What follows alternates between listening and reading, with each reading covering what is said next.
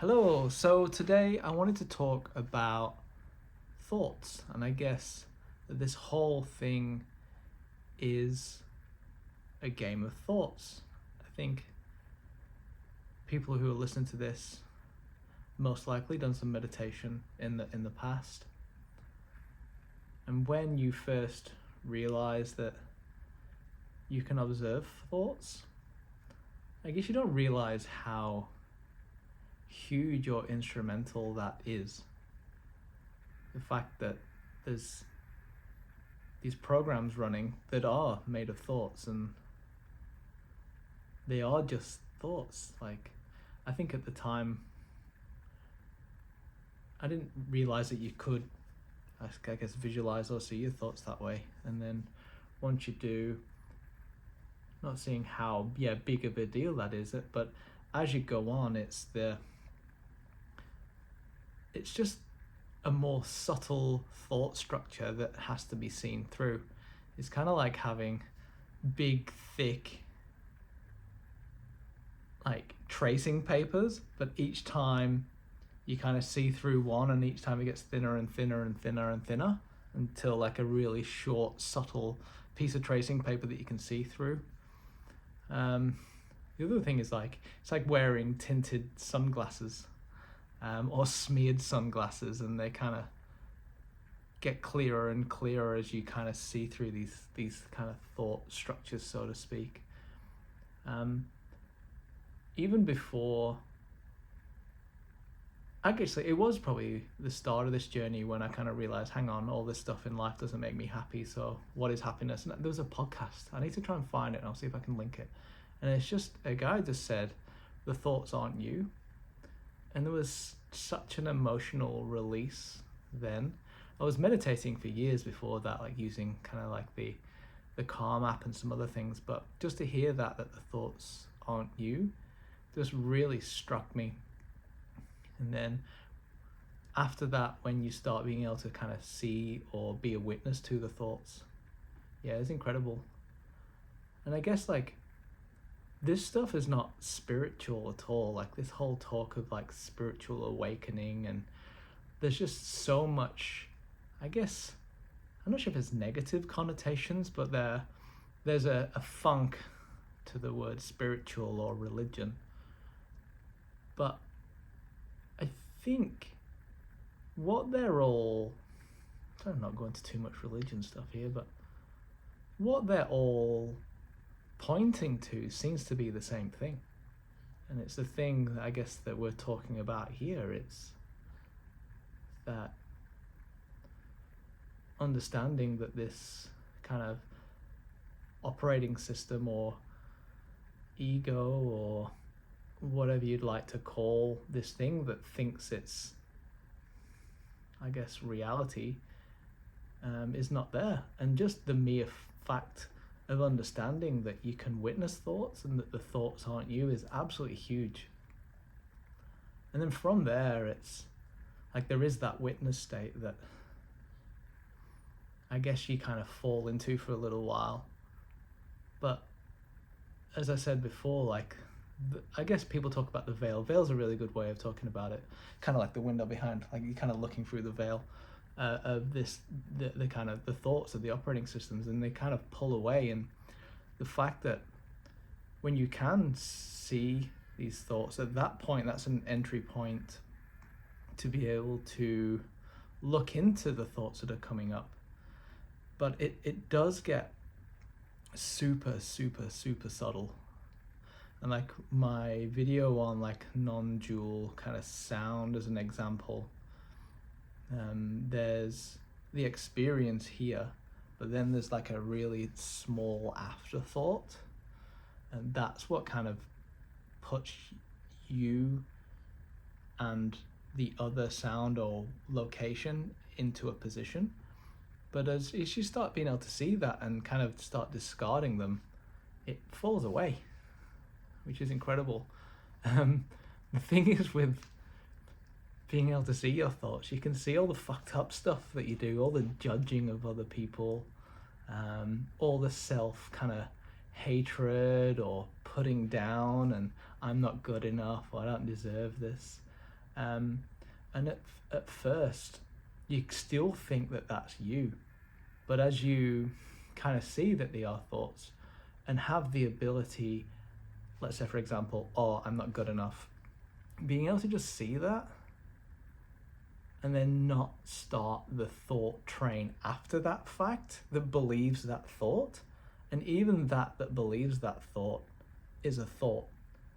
And it's kind of like an echo chamber, or like a hall of mirrors with a laser. And if you kind of point the laser at a mirror, and it's going to point to another mirror, and it keeps pointing and pointing and pointing and pointing, and you end up in this kind of thought cycle. And I feel that that's what makes this reality, like from the thought perspective, real. But as you start to be able to, in the example of the hall of the mirrors with like a laser beam like this bouncing off them all, like blank out the mirrors or remove them away, it starts to like drop these structures, with like, it kind of goes into just all of your emotions and everything, and the triggers and it's all thought based, just at more subtle and subtler depths. And like, it's not that thought's an enemy, it's just the relationship with the thoughts themselves and believing them that's true is the problem. And it's not easy for sure. And I've said before, like, some of this processing has to happen in hindsight. It's too quick, a lot of the time, and it gets more subtler and subtler. But I think it's just important when, in an example where something does come up that does trigger, or you have that self kind of condemning thought, like I'm not good enough, is just being able to just let it go at that point and not allow the next thought or the next judgment for the judgment of having that thought. I'm not good enough, or I shouldn't have had that thought about not being good enough. I could have done this better. Again, starts the thought train. And just being able to stop and not react and just let it go. And what I've found that happens for me when you do let it go, and it's not once, it's thousands of times, you automatically kind of like get kicked back into the presence of realizing that thought came up, and it's like, oh, there you go again. There's another self-doubting thought. That's funny. And sometimes you can still be in like this kind of thought mind identified state that happens, of course, for everyone kind of on this journey. But it kind of kicks you out, and it's funny. It's kind of a little bell. It's like, hello, you're doing it again.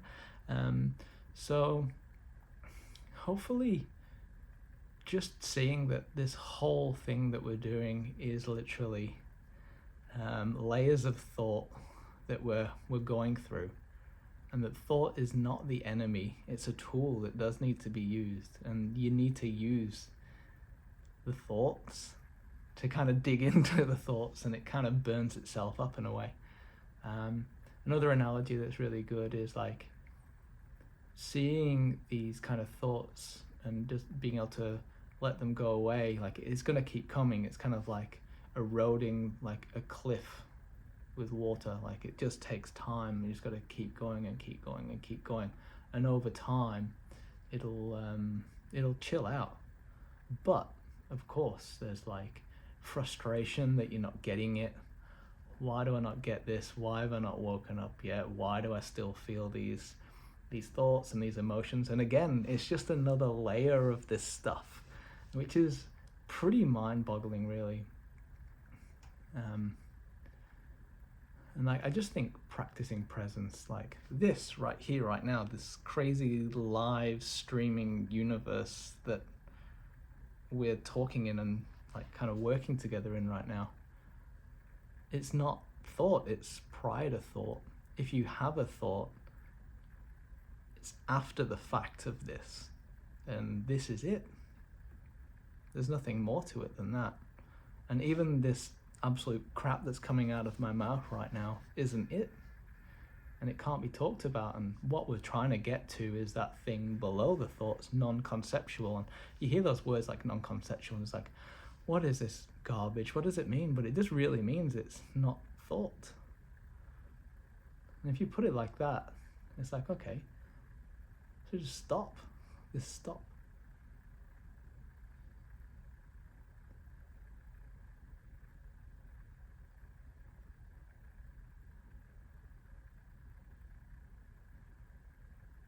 Pretty amazing. So I could just probably just chill there, to be honest, and not say anything else. But thanks for your time. I appreciate you all. The sun's going down behind me. I'm trying to find some cool spots to do some videos at the moment. But yeah, I appreciate you all, and hopefully this helps. And I'd love other people's comments. Like, I'm not a teacher. I'm not here to guide people. I'm just kind of trying to riff on my experience and share it to help other people. So if I do help others, even one person, to me, that's amazing. But again, like, if other people have their opinions on ways they've got around this, I'm also really interested. Just want to talk through it.